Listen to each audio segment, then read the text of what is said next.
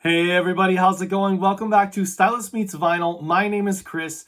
Have you ever heard a song and you thought to yourself, who is this? What band is this? And then when you find out, you're like, no, I know that band. That doesn't sound like them because it was someone else singing. It wasn't the actual lead singer of that band singing. That's what I'm talking about today on this video of I've got 9 albums I pulled from my collection that have songs on them that are not sung by the lead singer.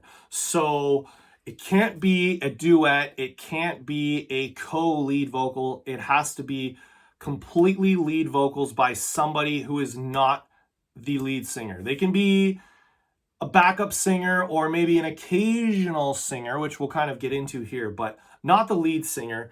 So I've got 9 albums. Let's take a look and let's see what we got here. So the first one I want to talk about, one of my favorite albums of all time, not Dark Side of the Moon, Wish You Were Here, Pink Floyd. The song I'm talking about, of course, is Have a Cigar, which is sung by Roy Harper, who is not even a band member of Pink Floyd. So this album was recorded at Abbey Road Studios, and Roy Harper was also recording at Abbey Road Studios. Roger Waters and David Gilmour, who both were the vocalist of Pink Floyd, they had both given this song a shot. They were dissatisfied with each of their takes. They tried it as a duet or co-lead. They were dissatisfied with that. And Roy Harper was in the building. They asked Roy to help out because I guess Roy owed David Gilmour a favor. And the version that you hear on this album is Roy Harper on lead vocals. So I think it actually works out pretty well because the song is kind of, that record exec kind of being like, oh, by the way, which one's Pink? And I think it just works that he's not a band member. It really does make it seem like he's that record exec who's talking to the band about how much money they're going to make and how great it's going to be. Anyways, that is the first song that I'm talking about. The next song is a song off of this album. This is Foo Fighters. This is their 2005 album called In Your Honor. This is a double album. One disc is acoustic, one disc is electric. This is a fantastic Foo Fighters album, actually, one of my favorites. And the song is called Cold Day in the Sun, was written by the late drummer Taylor Hawkins. Written by him, lead vocals by Taylor Hawkins, and actually Taylor Hawkins has a really, really fantastic voice. It is a little bit whispery in this song, and I think it actually sounds a little bit like Dave Grohl. I think sometimes I'm like, is this Taylor or is this Dave? But is a really, really nice song written by Taylor Hawkins, and actually a lot of really cool guest musicians are on this one as well. Norah Jones, I think Paul McCartney is even on this one, or maybe that's a different one. But anyways, we're not talking about that. We're talking about lead vocals from a different singer. So the next album is this album called Ted Nugent Double Live Gonzo. This is a live album from I think 1976 perhaps, and there is a song on here called Stranglehold, and it is sung by the one of the band members who is named Derek St. Holmes. He sings lead vocals on this one, and this is one of my favorite songs. I'm not a huge Ted Nugent guy, but this is one of my favorite songs, maybe even of all time. It's very kind of slow. It starts off slow and then it crescendos. There's a really amazing guitar solo by Ted Nugent. And actually, Derek St. Holmes, I saw him in a documentary once, and he was talking about how, so he sings lead on the recorded version, on the live version. And after a show one time, somebody came up to him and was like, hey man, you really did a great job replacing Ted Nugent on that song. I don't know, he must not have been able to sing on it, but you did great. You sounded just like he does on the album. And the person was not realizing that Derek St. Holmes actually does sing on the recording and the live version. And it's an excellent track. If you don't know it, I recommend looking it up.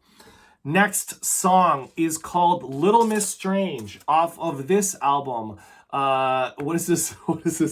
The Electric Ladyland. That's it. I was gonna say Are You Experienced? No, Electric Ladyland. The song is called Little Miss Strange. Is written by Noel Redding, who was the bass player, I think, of the Hendrix Experience. And it's a nice kind of poppy, like 1960s kind of Brit pop type song. You know, there's a couple of non-Jimmy vocal tracks on some of his albums, and I like the Jimmy ones better. But that is one. The next one we're talking about is from the 2010 album, The Suburbs. This is Arcade Fire. The song on here is called Sprawl 2, in parentheses, Mountains Beyond Mountains. It's kind of a almost like a synth pop type song. It is sung by the backup vocalist Regine Chassagne. I'm sorry, I don't know necessarily how to pronounce her last name. She is from Quebec, Canada, and this is not only an excellent album, but that's an excellent song. It was one of the singles off of this album, and it kind of also has a little bit of because this album is sort of a concept album about them sort of growing up in the suburbs when they were kids. It's a little bit of throwback and a little bit retro, and there is there's a similarity in that song to like a Blondie type song. I think there's definitely like a Debbie Harry type vibe to that song. So if you don't know that one, check it out as well.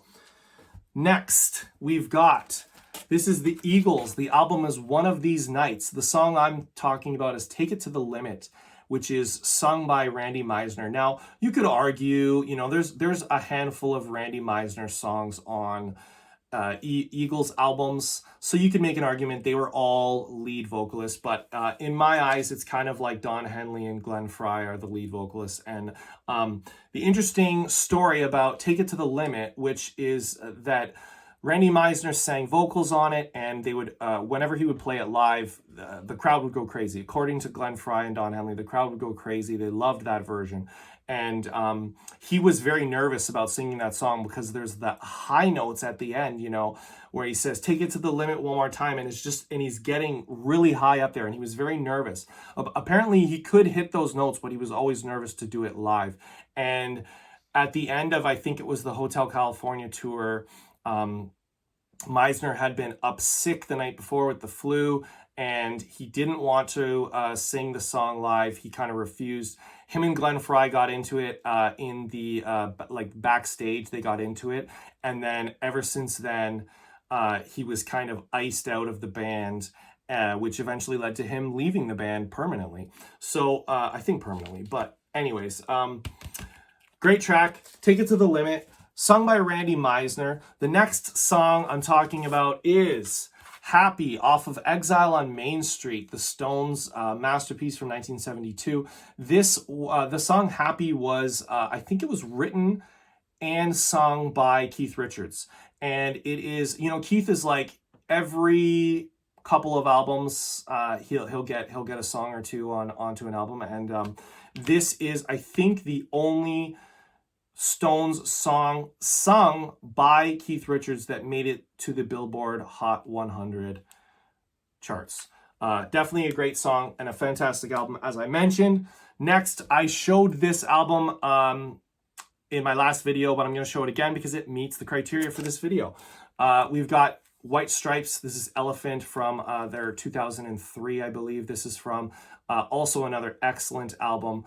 And fun fact, it was written, recorded, and produced without the use of computers. Apparently, all of the instruments were as the oldest or the youngest instrument was from 1963 that they used in the recording and producing process. So the song that I'm talking about on here is called In the Cold, Cold Night. It was sung by Meg White, who was the drummer and the ex-wife or his sister, depending on which story you want to believe. But they are actually ex-husband and wife, even though they say that they are brother and sister. But yes, written by Meg White. A great song. It's not the best song on the album, and it's kind of softer and a bit slower, but I think it fits her vocal range, and it's nice to mix it up a little bit. So, In the Cold, Cold Night, sung by Meg White.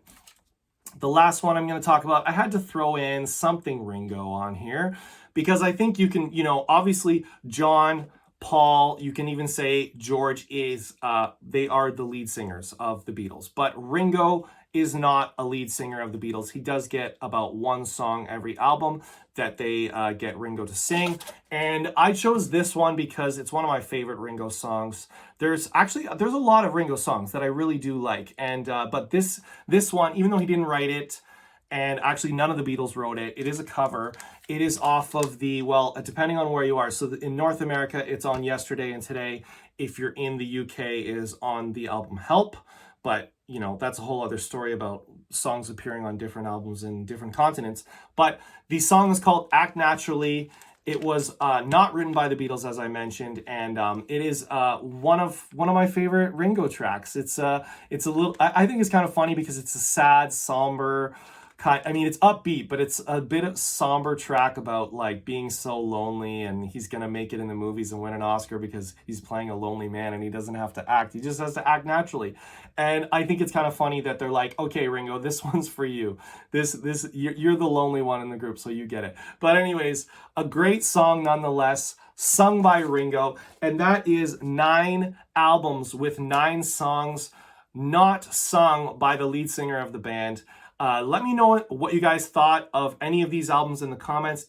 I'm sure I'm missing a bunch of albums. If you can think of any, I'd love to hear them in the comments, or if you want to make your own video, make sure you let me know. Whatever you guys do, make sure you come right back here where Stylist meets Vinyl. Thanks, everybody. See you soon.